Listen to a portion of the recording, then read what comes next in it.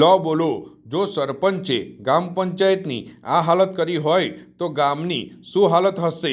વાત છે પાદરા તાલુકાના ભાનપુર ગામની, જ્યાં ગ્રામ પંચાયત ગંદકીથી ખદબદી રહ્યું છે।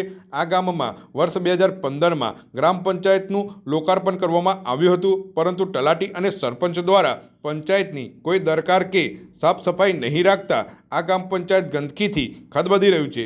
ગ્રામ પંચાયતમાં સરપંચની ઓફિસ અને કોમ્પ્યુટર રૂમ હોય તમામ રૂમમાં ગંદકી અને વરસાદના ટપકતા પાણી ભરાયેલા દેખાઈ રહ્યા છે। રેકોર્ડ રૂમમાં સરકારી દસ્તાવેજ પાણીમાં પલળી ગયેલી હાલતમાં છે, જ્યારે કોમ્પ્યુટર, પંખા સહિતનો સામાન પણ હવે કોઈ કામ લાગે તેવા રહ્યા નથી। ગ્રામ પંચાયતની હાલત જોઈ તમે પણ કહેશો કે જો પંચાયતની આ હાલત હોય તો ગામમાં વિકાસની વાત ક્યાં થાય? ધોબીઘાટ રોડ રસ્તા પર કાદવ કિચડ, આંગણવાડી ખંડેલ હાલતમાં છે। ત્યારે હકની વાતના વિકીશ્રી માળીએ ગ્રામ પંચાયતની મુલાકાત લઈ તંત્ર પર આકરા પ્રહાર કર્યા હતા।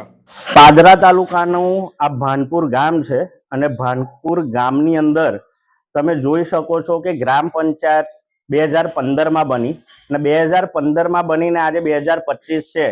માત્ર 10 વર્ષની અંદર તમે આ ગ્રામ પંચાયતની હાલત જુઓ કે ખખડધજ થઈ ચૂકી છે। ગ્રામ પંચાયતની અંદર તલાટી અને સરપંચનો વહીવટ એ ખુલ્લો પડી રહ્યો છે કે એમનો વહીવટ કેવો ચાલી રહ્યો છે। ખખડધજ જે આ ગ્રામ પંચાયત છે એ ગ્રામ પંચાયતની અંદર કોમ્પ્યુટર રૂમમાં પાણી ભરાયેલા છે, તેમાં જરૂરી દસ્તાવેજો એ પણ ભીના અને ખુલ્લેઆમ પડી રહ્યા છે।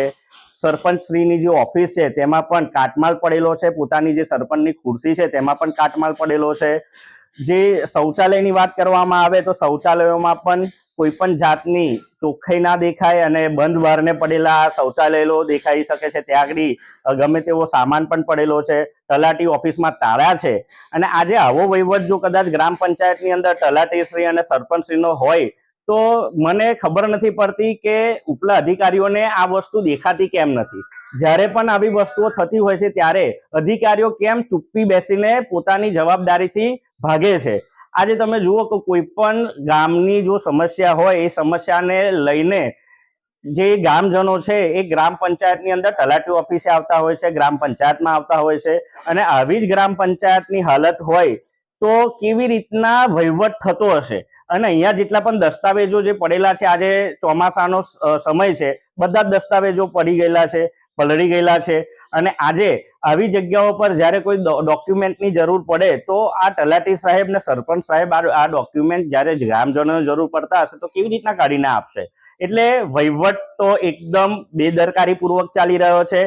અને વાતની ટીમ આજે અમારા અમે અહીંયા આવ્યા છે અને અમારી જે એક મુહિમ છે કે મિશન આઝાદ ભારતના આટલા વર્ષો પછી પણ જો આવી ગુલામીમાં જીવવું પડતું હોય ને તો અધિકારીઓએ, સરપંચે અને તલાટીએ પાણીમાં કહેવાય ને કે ઢાંકણીમાં પાણી લઈને ડૂબી મરવું જોઈએ કે તમારાથી જો વહીવટ થતો ના હોય તો ખોટા ખાલી ગ્રાન્ટો ને પોતાના ખિસ્સામાં નાખવા માટે તમે સરપંચ બનો છો અને સરપંચ બન્યા પછી જો ગ્રામ પંચાયતનું મકાન સાચવી ના શકતા હોય તો ગામની રખેવાળીને ગ્રામજનોને કેવી રીતના સાથે આટલી ગ્રાન્ટો આવે છે, ખુલ્લામાં નરો પાણીનો વેડફાટ થઈ રહ્યો છે। સરકાર કહે છે કે પાણી બચાવો, પાણી જળ એ જીવન છે, તો આ આવી ઘણી બધી સમસ્યા, ઘણી બધી ગ્રાન્ટોમાં ખાલી વહીવટો પર, ચોપડાઓ પર ખાલી આ લોકો છે ને બિલો પાસ કરાવીને એ પૈસાઓ ક્યાં જાય છે એ પણ એક તપાસનો વિષય છે। અને ખાસ કરીને આ જે જવાબદારી જે ટીડીઓ સાહેબ છે એને આ ગામની મુલાકાત લેવી જોઈએ અને જો કદાચ અહીંયા આવી રીતના વહીવટ ચાલતો હોય ને તો કાયદેસરમાં કડક પગલાં ભરવા જોઈએ, અમારી માંગ છે।